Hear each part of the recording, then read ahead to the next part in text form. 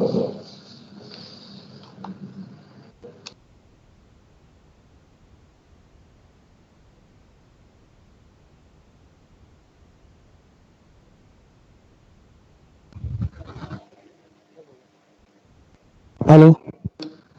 हाँ, मैं वरुण बात कर रहा हूँ डॉक्टर वीरेंद्र सर के ऑफिस से। आवाज यहाँ से क्लियर है क्या? सर काफी धीरे आ रही है आपकी आवाज।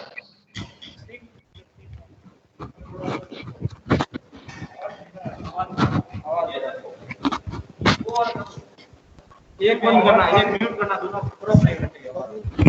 अब आवाज आ रही है? अभी भी मतलब आवाज जो आ तो रही, अभी थोड़ी सी बेटर है, थोड़ी सी बेटर है। अब आ रही है कुछ? हाँ ये बेटर है, okay, it's better. Upon start कर सकते हैं? हाँ बिल्कुल, चालू कीजिए साहब।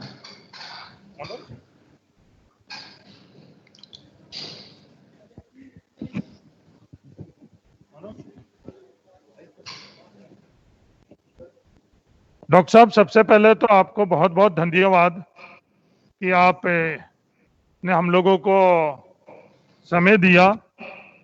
इतना आप लोग जो हालात बनी हुई है पूरे देश के अंदर, और जिस तरह हर व्यक्ति की आपसे आशा है कि आप उनको कुछ न कुछ समय दो, कुछ न कुछ सलाह दो, पर आपने जो हम लोग अंतिम पंक्ति में बैठे हुए लोग हैं, जो बिल्कुल गांव के अंदर बैठे हुए हैं, ढाणियों में बैठे हुए हैं, उन लोगों को आज आपने प्राथमिकता से समय दिया, उसके लिए आपका बहुत बहुत धन्यवाद।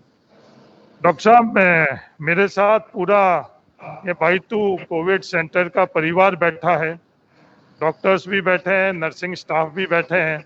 तो सबसे पहले तो यहाँ हम लोग कर क्या रहे हैं, इसके इंचार्ज है डॉक्टर जोगेश। मैं चाहूँगा कि 2 मिनट आप हम लोग यहाँ कर क्या रहे हैं वो आपको अगर पता रहेगा तो आप हमें अच्छी सलाह दे पाओगे कि आगे कैसे हम इसको बेहतर कर सकें। तो डॉक्टर जोगेश। Sir good afternoon. नमस्ते जी सर, हमारे कोविड सेंटर में अभी तक हमने 160 से अबव पेशेंट्स का 10 डेज के अंदर ट्रीटमेंट किया है। उनमें से 60 पेशेंट्स हमने डिस्चार्ज कर दिए और 7-8 पेशेंट रेफर हुए हैं और 6 डेथ है हमारे पास में सर। सर अभी जो प्रेजेंट टाइम है मेरे पास में सर 72 पेशेंट एडमिट है। इन 72 में से सर 30 पेशेंट है जो ऑक्सीजन के ऊपर चल रहे हैं और बाकी सर ओरल और इंजेक्टेबल ट्रीटमेंट पे चल रहे हैं।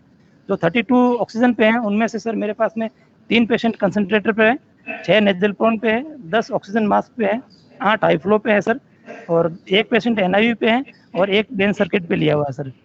अभी जो सर हम लोग कर रहे हैं वो सर जैसे हमारे पास में जो माइल्ड केसेस आ रहे हैं जिनका सेचुरेशन 88 to 93, 94 के बीच में रह है, उन्हें सर हम सिम्टोमेटिक ट्रीटमेंट दे रहे हैं। अगर उनकी CBC में कुछ काउंट्स वगैरह इन्फेक्शन है तो एंटीबायोटिक दे रहे हैं, अदरवाइज सिम्टोमेटिक है, उसको कॉफ है तो स्टेरॉइड जरूर यूज कर रहे हैं, माइल्ड टू मॉडरेट के अंदर डेक्सोना यूज कर रहे हैं।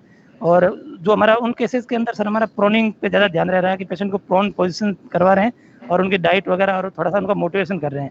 जो इसके अदर पेशेंट्स हमारे साथ में जो जुड़ रहे हैं आ रहे हैं, जैसे उनका सेचुरेशन 82, 85, 88, 86 के अराउंड है, उनको सर हम कंसंट्रेटर और नेजल प्रोन पे शिफ्ट कर रहे हैं। 80 से नीचे वालों को सर ऑक्सीजन मास्क और 70 to 80 के बीच वाले हाई फ्लो पे ले रहे हैं सर। अब जो कैटेगरीज आ रही है सर उनके अंदर जो हमारा ट्रीटमेंट का जो सर प्लान रहता है वो एंटीबायोटिक, हायर एंटीबायोटिक पे हम बिल्कुल नहीं जा रहे हैं। अगर काउंट्स किसी के बढ़ रहे हैं तो ही एंटीबायोटिक यूज हो रही है, अदरवाइज स्टेरॉइड के अंदर सर माइल्ड टू मॉडरेट के अंदर हम डेक्सोना प्रोवाइड करवा रहे हैं, मॉडरेट टू सीवियर के अंदर मेथाइलप्रिडोनिल दे रहे हैं। कुछ केसेस के अंदर जो यंग पेशेंट है और सडन डिटोरेट हो रहे हैं, डिसेचुरेट हो रहे हैं, उनको रेमडेसिविर के इंजेक्शन भी लग रहे हैं सर। और बाकी सर फ्लूइड्स जिनको नीड है उनको फ्लूइड्स दे रहे हैं। और पेशेंट्स की अभी हमारे पास जो जांचों की अवेलेबिलिटी है उसके अकॉर्डिंग जो पेशेंट CT करवा के आ रहा है ऑलरेडी वो ठीक है, बाकी RT-PCR हम करवा रहे हैं और पेशेंट की डेली CBC हो रही है, ब्लड शुगर हो रहा है। जी सर, थैंक यू। सबसे पहले तो आप बायतू के चिकित्सा योद्धाओं को मेरा सलाम। अभी जैसे डॉक्टर जोगेश ने बताया, प्रैक्टिकली आप जो कर रहे हो वो एक बढ़िया से बढ़िया सेंटर के ऊपर जो बैठे हुए जो चिकित्सा चल रही है वैसी अच्छी चिकित्सा आप कर रहे हो। और इसमें जो सबसे इम्पोर्टेंट जो चिकित्सा की जरूरत होती है वो होता है जोश, और आप लोगों के अंदर जोश देखते ही बन रहा है, बॉडी लैंग्वेज दिख रही है, साथ के अंदर जैसे डॉक्टर साहब बोले और ये आपने जो बात कही। दोस्तों ये एक तरह से प्रलय जैसा समय है, यदि कोई प्रलय होती होगी किसी तरह की तो संभवतया ये एक तरह का प्रलय जैसी चीज है। और इसके अंदर जो सबसे इम्पोर्टेंट और सबसे अच्छी इमीडिएट जो पेशेंट को चाहिए, जिसको हम कह सकते हैं लाइफ सेविंग, वो है ऑक्सीजन। और ऑक्सीजन जैसा आपके पास में ऑक्सीजन कंसंट्रेटर है, तो मेरे ख्याल से मेजोरिटी ऑफ द पेशेंट तो ऑक्सीजन कंसंट्रेटर जिनको 5 लीटर से कम, और यदि 10 लीटर वाला है तो 10 लीटर से ज़्यादा कम ही लोगों को जरूरत पड़ती है। वो एक बात। दूसरी, आपने बड़ी अच्छी बात कही कि प्रोन पोजीशन पे आप बहुत जोर देते हो। प्रोन पोजीशन बहुत इंपॉर्टेंट है, विशेष तौर से यदि हम 12 घंटे प्रोन पोजीशन रखते हैं, 24 घंटे में 12 घंटे अलग अलग टाइम पे, कभी 2 घंटे कभी 1 घंटे ऐसे करके, तो ये पेशेंट की जो ऑक्सीजन सैचुरेशन को काफी अच्छा मेंटेन कर सकते हैं। तो एक बात तो जो अपन लाइफ सेविंग ड्रग के अंदर जो आप प्लेंटी यूज कर रहे हो, एंड ऑक्सीजन के साथ के अंदर आप जैसे जो उसी तरह कर रहे होगे, भाई लो के अंदर नेजल प्रोंग लगा दिया, फिर मास्क लगा दिया, फिर उसके साथ में एनआरबीएम लगा दिया, उस तरह से, तो that is good thing. Drug का नाम लिया वो है steroid. Again steroid is life saving, लेकिन स्टीरॉइड के अंदर हम लोग यूज इसको तब करते हैं जब सेकंड वीक के अंदर, यानी 6-7 डेज हो जाते हैं, क्योंकि first week is week of viraemia, जिसके अंदर की वायरस बॉडी के अंदर ट्रेवल करता है, throat, lungs and whole of the body. Week second onward are week of coagulation and inflammatory complications. So inflammatory complications usually अपन चेक कर लेते हैं स्टीरॉइड से, और कोएगुलेशन कॉम्प्लिकेशन चेक कर लेते हैं एनोक्सेपेरिन या अपन जो एपिवैक्सिन एंड ये जो ओरल अपन देते हैं, इन चीजों से। तो प्रोबेबली आप भी यूज कर रहे होंगे। लेकिन इसके साथ में डॉक्टर योगेश एंड टीम, जो बहुत महत्वपूर्ण है वो पेशेंट को ये बताना जरूरी है कि भाई इस क्लोटिंग को रोकने की दवा से साइड इफेक्ट का बड़े माइन्यूटली ऑब्जर्व कीजिए। एंड क्या है माइन्यूटली? भाई आपके नक्सीर आ जाए, या खांसी में या बलगम के अंदर ब्लड आ जाए, या यूरिन लाल आए या टट्टी काली आए, तो आप तुरंत हमें बताएं। ये चीज आप उस पेशेंट को जरूर एम्फेसाइज करें, स्पेशली जैसे पैरामेडिकल स्टाफ और ये जो चीज है उसके अंदर। और तो ये anti clotting and steroid and oxygen, these 3 our life saving. अब आता है कि रेमडेसिविर आपके अवेलेबल है? है डॉक्टर साहब, है। अच्छा, इतनी बड़ी मात्रा में नहीं है, पर है एक मॉडरेट अवेलेबिलिटी के है। लिए रेमडेसिविर देने से पहले एक क्वेश्चन अवश्य पूछ लें उससे कि भाई आपका पहला सिम्टम कब हुआ था। बल्कि हिस्ट्री के अंदर जो सबसे इंपॉर्टेंट मैं कहूंगा, एम्फेसाइज करूंगा कि भाई आपका कौन से दिन पहला लक्षण हुआ। अक्सर क्या है कि 90% लोगों को जब फर्स्ट डे कोविड आता है तब उनको पता नहीं होता है, आभास भी नहीं होता कोविड आ चुका है, क्योंकि ये भारी बीमारी बहुत धीरे से बॉडी के अंदर सिम्टम लाती है। तो इसके अंदर ये हल्का सा जुकाम, हल्का सा गला खराब, थोड़ा बुखार, थोड़ा बॉडी के अंदर टूटन, उस सिम्टम को आप उसकी डेट पकड़िए, और उससे यदि 1 वीक हो गया तो आप रेमडेसिविर दे सकते हैं, यदि उसके थोड़ी सी प्रॉब्लम ज्यादा है तो। और यदि उसके 10 डेज से ज्यादा हो गए तो फिर रेमडेसिविर नहीं दें उसको। पोलाइटली हम यहाँ पर यही कह रहे हैं कि भाई जिसके 10 डेज हो गए, भाई इसके रेमडेसिविर कोई फायदा नहीं करेगा, इसलिए आप इसके पीछे आप इसके प्रति वो नहीं करें, क्योंकि अक्सर आग्रह होता है, और आग्रह बढ़ जाता है जब कोई चीज की स्केर्सिटी होती है, उसके प्रति आकर्षण बढ़ता था कि अरे साहब ये दवा मिल जाती तो बिल्कुल ही ठीक हो जाते। एक काम आप कर सकते हैं, जिन लोगों को खांसी आती है और स्टीरॉइड फर्स्ट वीक में दे नहीं पाते क्योंकि कई बार इसके एडवर्स इफेक्ट होते हैं, वहां इनहेल्ड स्टीरॉइड यूज कर लीजिए।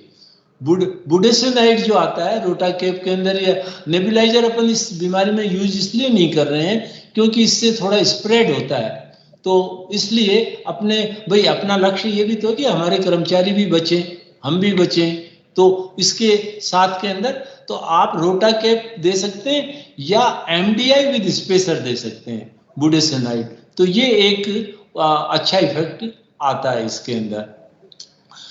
बाकी एक देखिए, इस समय दो जगह युद्ध लड़ने की आवश्यकता है। एक युद्ध आप और हम मिलकर लड़ रहे हैं बीमारी से अस्पतालों के अंदर, लेकिन ये युद्ध है स्टॉप डेथ के लिए। बट स्टॉप डेथ के लिए युद्ध तब तक ही इफेक्टिवली लड़ा जा सकता है जब तक कि पेशेंट का नंबर लिमिटेड हो। यदि अनलिमिटेड हो गया तो दिक्कत आती है। तो दूसरा आवश्यकता है दूसरे फ्रंट पे युद्ध लड़ने की, और वो है स्टॉप डिजीज के लिए। तो स्टॉप डिजीज के लिए विशेष तौर से जैसे बायतू एंड ऐसे एरिया के अंदर और भी ज्यादा जरूरी है, उसमें एक कंसेप्ट आप लाइए। कंसेप्ट ये लाइए कि भाई अपने 3 वस्त्र धारण करें। हम अक्सर 2 वस्त्र धारण करते हैं, नीचे का पैंट और ऊपर की शर्ट, लेकिन हम तीसरा वस्त्र मास्क के रूप में यूज करें। और जैसे हम पैंट और शर्ट पहन के घर से निकलते हैं, उसको अपन उतारते हैं, सरकाते थोड़ी है घर से बाहर, वैसे ही हम यदि इसको करें कि भाई हम मास्क भी लेके जाएंगे और प्रॉपर्ली लगा के रहेंगे। And I am very happy, आप लोगों ने इतने शानदार तरीके से और बहुत अच्छे तरीके से फिटिंग के मास्क लगा रखे हैं। तो ये तो एक बात हुई जो हर पेशेंट को कहनी चाहिए। और दूसरी, टोकना चाहिए। टोकना ये जरूरी है कि कोई यदि नहीं लगा रखा तो अपने खुद की रक्षा के लिए उसको टोकें, क्योंकि उसने नहीं लगा रखा, वो खांसेगा या वो बोलेगा तो उसके वायरस आ जाएंगे। एक इसके साथ स्टॉप डिजीज युद्ध में एक दूसरी चीज और है। होता क्या है कि ये बीमारी बहुत धीरे से आती है, तो आवाज नहीं होती, आहट नहीं होती। तो उसमें अपन पेशेंट्स के अटेंडेंट्स को ये समझाएं, भाई संकल्प ले लीजिए कि घर में कोई बीमार नहीं हो, और यदि बीमार हो तो कोई दूसरा बीमार नहीं हो। होता क्या है, परिवार बीमार हो क्या रहे, वो मोस्ट अनफॉर्चुनेट चीज है। वो इसलिए हो रहे हैं कि वो गलती कर बैठे। हालांकि आते हैं तो बड़े गर्व से कहते हैं, देखो साहब हम तो एक दूसरे के लिए बने, हम दोनों ही बीमार हो गए, साथ ही एक बीमारी में भी साथ दिया। लेकिन ये अच्छी बात नहीं है। इसके अंदर हम ये करें कि भाई जैसे ही कोई बीमार होता है, जैसे ही फर्स्ट लक्षण आता है, तो आप एक पहले से ही सोच के रखें, ये आइसोलेशन का कमरा है मेरे मकान में और इसके अंदर ये रहेगा। आइसोलेशन का नहीं है तो क्या करें, भाई आप एक पर्दा टांग दें और एक कमरे के कोने के अंदर और उधर की तरफ वो रहे। दूसरी बात, मिलना जुलना बिल्कुल बंद कर दीजिए। उसके अंदर कोई मिलने भी आया घरों में तो उसके साथ में उससे घर से बाहर मिलिए, क्योंकि बाहर इन्फेक्शन बहुत कम ट्रेवल करता है। क्लोज स्पेस जैसे पुरानी हवेलियों के कमरे या जिनमें कोई वेंटिलेशन नहीं है, वहां यदि 5 आदमी बैठ गए तो पक्का मानिए 1 घंटे बाद 5 में इन्फेक्शन हो जाएगा।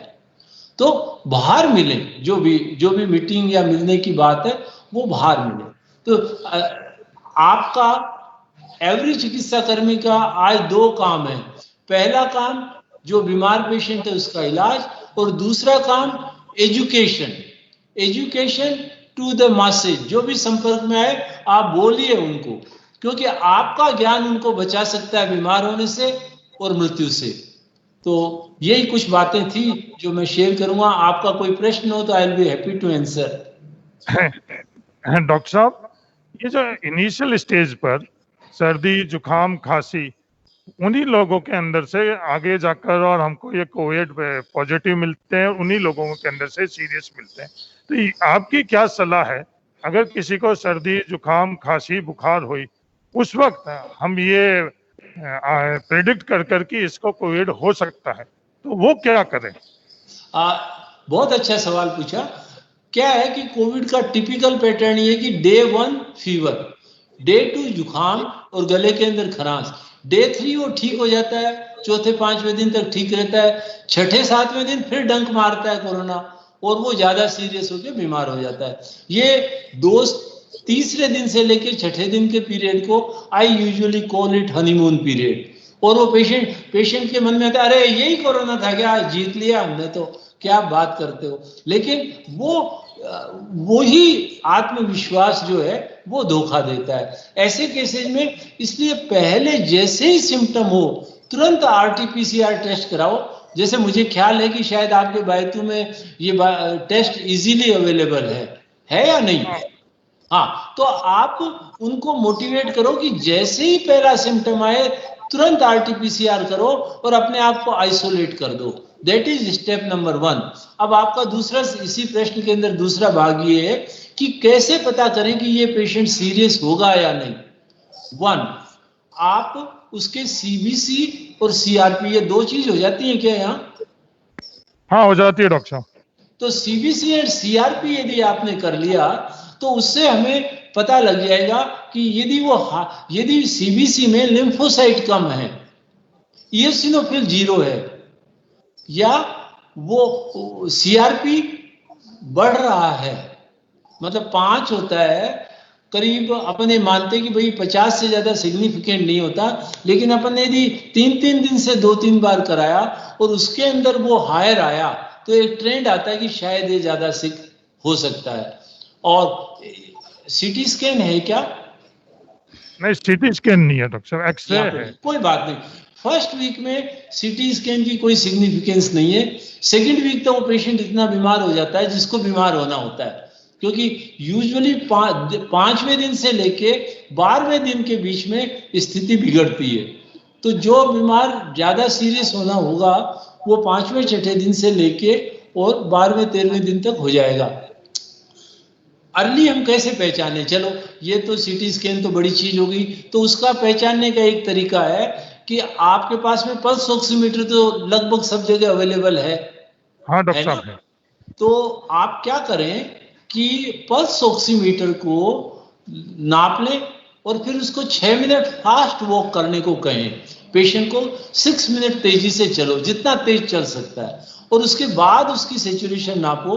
यदि वो सैचुरेशन में 4-5% से ज्यादा का फॉल है या वो 92-91 से नीचे आ जाता है तो समझिए कि उसके प्रॉब्लम ज्यादा है। उसका मतलब लंग्स में कह सकते हैं कि सिग्निफिकेंट इन्वॉल्वमेंट आ चुका है। वो एक टिपिकल पेशेंट है जिसको हमें फिर टेकल करना चाहिए, ट्रीट करना चाहिए। डॉक्टर साहब, हमारे सामने सबसे बड़ी चुनौती ये है कि हम सब लोग ढाणियों में रहते हैं और केस देरी से आते हैं हम लोगों के पास, डॉक्टर के पास। वो लोग पहले तो इसको नजरअंदाज कर लेते हैं कि कोई ऐसे सीरियस चीज नहीं है। देरी से आने के कारण वो केसेस सबसे ज्यादा बिगड़ते हैं और वही केसेस जो देरी से आते हैं उनके अंदर ही हम लोग देखते हैं कि डेथ उन्हीं केसेस के अंदर हो रही है। मेरा आह्वान आपसे यही तो है कि स्टॉप डिजीज के अंदर यही चीज है कि जैसे ही पहला लक्षण हो उसको हल्का नहीं माने, जुकाम को जुकाम नहीं माने, बुखार को बुखार नहीं माने, हर जुकाम को कोरोना माने, हर बुखार को कोरोना माने। जब तक RT-PCR ना कहे तब तक हर जुकाम और हर बुखार और हर हाथ पैर में दर्द को कोरोना ही माने। ये मैसेज यदि आपने दे दिया, डिलीवर कर दिया, तो अपन जल्दी पकड़ लेंगे। बल्कि अपन ये एक बात मानो कि जो ग्रामीण अंचलों के अंदर एक मैसेज देने की जरूरत है। मैसेज जरा सा ढंग से आपने दे दिया तो आजकल क्या व्हाट्सएप पे नौजवान चाहे ढाणी में रहे वो भी जुड़े हुए हैं, तो वो हम मैसेज अच्छा दे देंगे तो निश्चित तौर से, या आप तो यही नारा दे दो कि हर जुकाम और हर बुखार कोरोना है, तो वो अपने आप वो जल्दी आ जाएंगे और अपन उनका जीवन बचा सकेंगे। अच्छा, अभी कितने केसेज आ रहे हैं ढाणियों से? सर अभी हमारे पास में यहाँ 400 से अबव बैतू के अंदर एक्टिव केसेज है। अच्छा, तो और वो बिल्कुल प्योर जैसे उन एरिया से आ रहे हैं जहाँ की वो बिल्कुल ढाणी या गांव ग्रामीण का अंचल है, वहीं से आ रहे हैं ना? जी जी, मैक्सिमम सर वहीं से आ रहे हैं। हाँ सर मेरा एक क्वेश्चन था, मेरे यहाँ जो 6 डेथ हुई उनमें से 3 डेथ ऐसी थी सर जो जिनका एज ग्रुप 35 to 60 के बीच में था, और वो लोग मतलब कॉमन थिंग्स थी उनके अंदर कि पेशेंट डे 4 डे 5 में हमारे पास में आया है और सीवियर कॉफ के साथ आया, उसकी कफिंग बहुत ज़्यादा थी और उसका जब एडमिट कर रहे हैं तो उसका सैचुरेशन 90, 91, 92 पे है और उसको हम स्टेरॉइड पे डाल रहे हैं, एक बार उसकी कॉफ के हिसाब से डेक्सोना दे रहे हैं और अगर ज़्यादा सीवियर हो रहा है तो मिथाइलप्रेडनिसोन भी दे रहे हैं, लेकिन वो डे सेकंड पे उसका कफ सबसाइड नहीं हो रहा है, जो उसको ब्रोंकोडायलेटर भी दे रहे हैं, कफ सिरप भी प्रोवाइड करवा रहे हैं। अब हमने पहले बुटासूनाइड यूज़ नहीं कर रहे थे, लास्ट 2 डेज से हमने बुटासूनाइड भी डालना स्टार्ट कर दिया है, लेकिन सर वो पेशेंट सब कुछ करने के बाद में यंग एज ग्रुप वाला पेशेंट डे सेकंड पे डीसैचुरेटेड होता है और सडन 90 से ये 55-60 के पास पहुंच जाता है और पूरा सब कुछ देने के बाद में उसे रेमडेसिविर भी उसे अर्ली स्टार्ट कर रहे हैं, उसके बावजूद भी वो पेशेंट डीसैचुरेटेड होता ही जाता है, उसे एनओवी पे लेते हैं, उसको बैन सर्किट पे लेते हैं, लेकिन डे 3rd डे 4th में उसकी डेथ हो रही है। पैटर्न सेम हो रहा है उन 3 पेशेंट के अंदर, एक लेडी थी, एक यंग पेशेंट था और एक मेरे पास अभी एडमिट है, वो भी उसी टाइप में जा रहा है। तो सर मेरा चाह रहा था कि ऐसे पेशेंट के अंदर हम क्या कर सकते हैं सर? बेटा एक बात बताओ कि ये जो आप डे 2 डे 3 बोल रहे हो, ये इलनेस की है या एडमिशन की है? ये सर एडमिशन की है। हाँ, तो इलनेस की कौन सा डे हुआ? ये 5th 6th डे बताते हैं सर। 5th या 6th? वो पेशेंट बता रहा था, इसका मतलब सर हो सकता है कि सेकंड वीक एंटर कर चुका हो। हाँ, प्रोबेबली थोड़ा सा इस प्रश्न के ऊपर उससे अपन 2-1 क्रॉस क्वेश्चन करके जरूर पूछ लें भाई। जैसे यूजुअली क्या होता है, हाँ साहब 4-5 दिन से होगा, फिर उनसे पूछते कौन से दिन हुआ, दीतवार को हुआ या सोमवार को हुआ, तो वो आता है, फिर वो 7-8 दिन आ जाते हैं। तो यदि 7-8 डेज आ गए तो आप 2 काम कर सकते हो। आपके पास बाईपैप है? जी सर। हाँ, तो एक तो बाईपैप को अर्ली यूज करो, दूसरी चीज आप स्टीरॉइड पल्स दे सकते हो, जैसे methylprednisolone 250 milligram IV infusion once a day 3 to 7 days। One more thing sir, practically यही चीज है जो कि हम यूज कर सकते हैं इफेक्टिवली। अच्छा, खांसी का जो खांसी आती है, यूजुअली हम यहाँ पर शहद दे रहे हैं उनको। शहद 2 चम्मच आधा कप गर्म पानी में 2 से 3 बार। हमारा जो मैं एसएमएस से रिटायर होके फिर हमने यहाँ नया अस्पताल बनाया, राजस्थान हॉस्पिटल RHL, तो वहाँ इस समय करीब 100 पेशेंट हैं कोविड के। तो उनमें क्योंकि रेफरल सेंटर है तो काफी कॉम्प्लिकेटेड आते हैं, तो उनमें भी लगभग जो आप कर रहे हो लगभग यही चीज यहाँ कर रहे हैं। तो इसलिए आप अपना हौसला बुलंद रखिए। जी sir. One more thing sir, जिन पेशेंट्स को हम स्टेरॉइड पे ले रहे हैं डे 2 डे 3rd पे, सर वो डायबिटिक मतलब नहीं, डायबिटिक तो नहीं मानेंगे, लेकिन उनकी जो रैंडम ब्लड शुगर है वो सर 300-400 से भी अबव जा रही है। और वो पेशेंट है कि जो भी पेशेंट इसके अंदर हैं उन लोगों के अंदर क्या है कि कोरोना है वो भी बढ़ा देता है जो शुगर लेवल, और दूसरी चीज स्टीरॉइड भी बढ़ा देते हैं, स्पेशली स्टीरॉइड जो है वो पोस्ट प्रेंडियल ज्यादा बढ़ाते हैं। तो ऐसे केसेस के अंदर आप मेटिकुलसली इंसुलिन से सिम्टोमेटिक ट्रीट करो। इंसुलिन को plenty of insulin you should use उसका। और वो पेशेंट, अच्छा इसके साथ एक बात और है क्या कि ब्लड शुगर लेवल 500 आ गया, पेशेंट एंड उसके रिलेटिव बहुत ज्यादा एगोनी में आ जाते हैं, तो उनकी प्रॉपर काउंसलिंग करो। शुगर बढ़ना is not dangerous at all. 1 या 2 दिन के लिए बढ़ भी गया तो कोई नहीं, हम इस पे वॉच रख रहे हैं, हम इसको ट्रीट कर रहे हैं, इंसुलिन से ठीक कर देंगे। दूसरे दिन आप बता भी दोगे कल तो 500 था 150 ही आ गया ना, तो ये उसको एम्फेसाइज कर दो। तो इसको हाइपरग्लाइसीमिया को you should treat as a symptom hyperglycaemia. ठीक sir. Last question sir please. Last क्यों? जी सर, जो कुछ पेशेंट ऐसे हैं, 2-3 पेशेंट थे जिनको सर हमने सेकंड वीक के अंदर वो अपने पास में आए हैं और यंग पेशेंट थे, डिटोरिएट हो रहे थे, डिसैचुरेट ज़्यादा हुए, तो हमने उनको रेमडेसिविर पे लिया।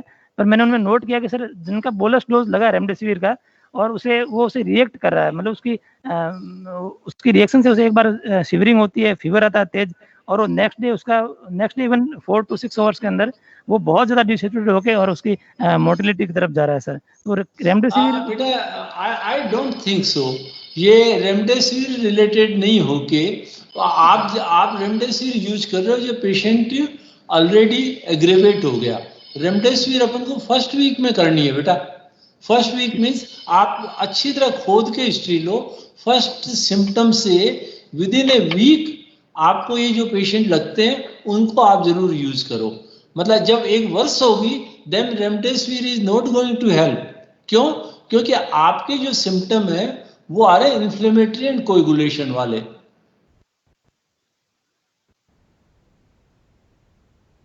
Hello, am I Audible?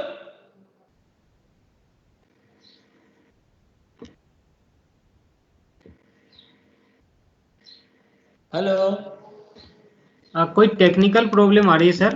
अच्छा कोई बात नहीं, कोई बात नहीं। चलो बेटा, अपना टाइम शायद पूरा हो गया। हरीश जी का सुबह फोन आया था और उनका बड़ा आग्रह था कि बात करूं, तो मैंने कहा ठीक है 15 मिनट, लेकिन अपने चलो आधा घंटा निकल गया, पता ही नहीं लगा।